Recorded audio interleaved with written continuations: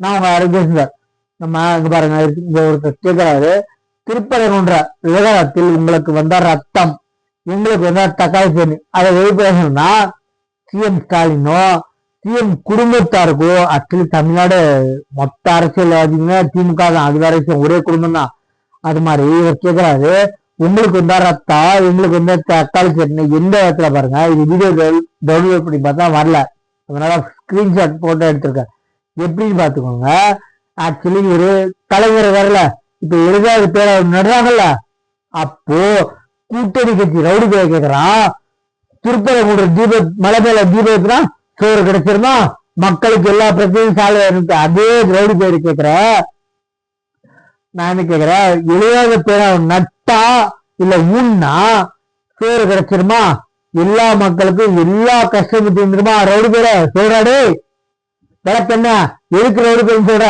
ஒரு வழக்கறிஞரை வெளிய 4 தட்டு தான் செத்தாங்க, அதையும் நான் பார்க்கல, நான் அல்டாப் அப்பாட்ட இருக்கிறேன், நானு காருக்கு எல்லாம் பார்க்க மாட்டேன், வீடியோ பார்த்தேன்னு பேசுற அல்டாப். ஒரே வார்த்தை, நீ வந்து அவ்வளவு பேசுறாரு திருமாவளவன், 4 அடியா அடிச்சாங்க, 4 நிமிஷம் தான் அடிச்சாங்க, 4 அடியா அடிச்சாங்க, அது ஒழுங்கா அடிக்கல, வெக்கங்கிட்டவனே. ஆம்ஸ்டாங் கொலைகளுக்கு 3 நிமிஷம் தான் கழுத்து அறுத்து ஓடி போயிறாங்க, வெக்கங்கிட்ட பாக்கலையா? என்ன ஆம்ஸ்டாங் கொலைகளுக்கு போலீசார் வெளியிட்ட வீடியோ 4 நிமிஷத்துக்குள்ளதான் இருக்கு, 4 நிமிஷம் அடிச்சாங்க, 4 அடியா அடிச்சாங்க, அது ஒழுங்கா அடிக்கலன்னு கேட்க வெக்கங்கிட்ட ரவுடி பேரு. ஒரு உயர் நீதிமன்றத்துக்கு வெளியே வழக்கறிஞர் அடிச்சு வெளியே காருக்கு வெளியே பார்க்கல, அதையும் வீடியோ பார்த்தேன், வெக்கங்கிறதுதான் சொல்றீங்க.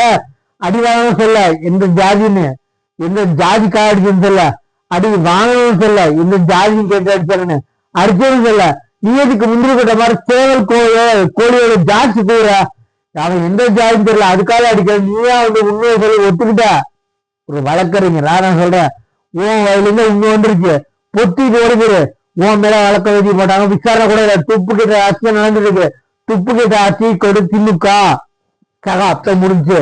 2021 தோற்றம் எந்த வருஷம் இருக்கும், 75 வருஷமா ஆண்ட கட்சி பெண்ட கட்சி எவ்வளவு, 2021 மறை ஏதிமுக என்ன குளிக்க வண்டி உட்கார்ந்துக்கிறதுல மேலே சமாதியை கட்டிக்கோங்க நீங்களே, சரிங்களா?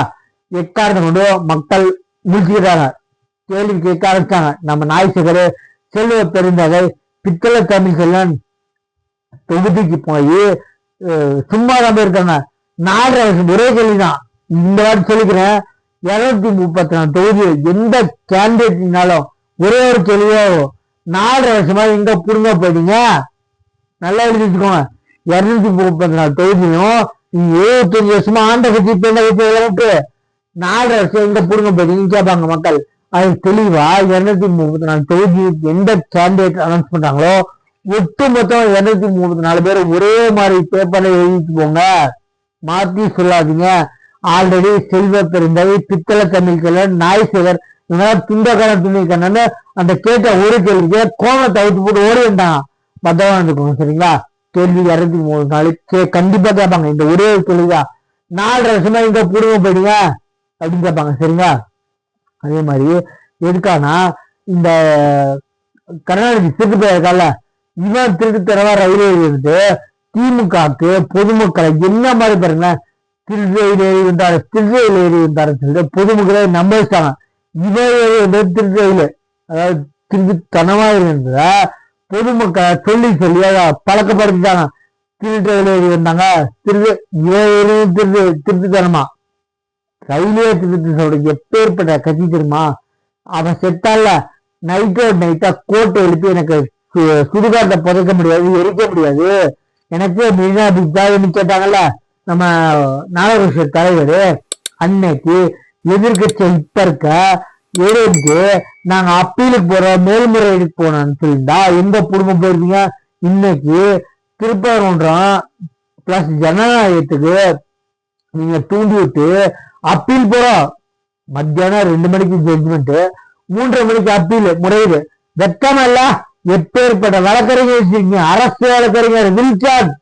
என்ன மெட்ராஸ் நீதிமன்றத்துல இடைக்கால உத்தரவு வாங்கினீங்கன்னா மேல்முறையீடு போகும்போது நிரந்தர உத்தரவு வாங்க தன்னக்கூடிய அரசு வழக்கறிஞர் வில்சார்ட் வாயில ஒரு துப்புறேன் திருப்பி திருப்பி கூறான்.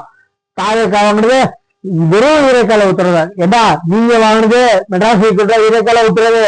அதே மாதிரி கருணாநிதிக்கு நிர்ணயிச்சுல பரிசாதான் புதைக்க முடியும் டெட் பாடி அப்படிங்கள.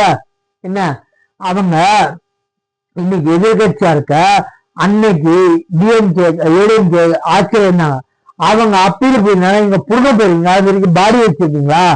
சுப்ரீம் கோர்ட்ல அப்பீல் போயிட்டு ஒரே ஒரு காரணத்துக்காக உங்க பாடியை புழுப்புறதுக்கு வச்சிருக்கீங்களா? நான் கேக்குறேன். ஸ்டாலின் நேரைய பார்த்தனா ஒரே வாரத்துல பதிவு போடுறல. அன்னைக்கு சாயங்காலமே மேல்முறையீடு போயிருந்தாங்கன்னா உங்க செத்து போன பாடிய கருணாநிதியா வச்சிருப்பீங்களா? என்ன ஒரே ஒரு காரணம், அவரு பல தமிழ்ல எழுதி கலைஞர் பேர் எடுத்ததுனாலதான் புதைக்க விட்டாங்க. திமிர தில்லாத எங்களுக்கும் மேல்முறை போதியும்.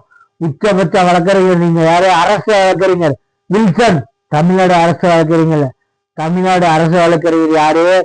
நம்ம பாலியல் குற்றத்துக்கு கீழமை நீதிமன்றத்திலயோ மெட்ராஸ் ஹைகோர்ட்லயோ உயர் நீதிமன்றத்திலயோ தண்டனை வாங்கி கொடுத்தவங்க தான் தமிழ்நாடு அரசு வழக்கறிஞர். அரசு வழக்கறிஞர் யாரு? வில்சன்.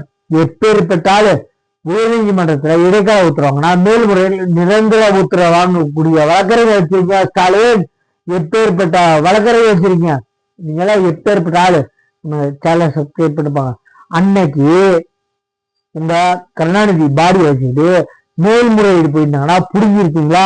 உங்களுக்கு வந்தா ரத்தம் உங்களுக்கு வந்தா தக்காளி சட்னியா கேக்குறாங்கல்ல? பதில் சொல்லுங்க, பதிவு போடுங்க. கேள்வி விசாரணை எல்லாம் உங்களுக்கு இல்ல. என்ன துப்பிடுங்க, ஓடி போயிடுங்க. நம்ம சேனல் சப்ஸ்கிரைப் பண்ணி பாருங்க.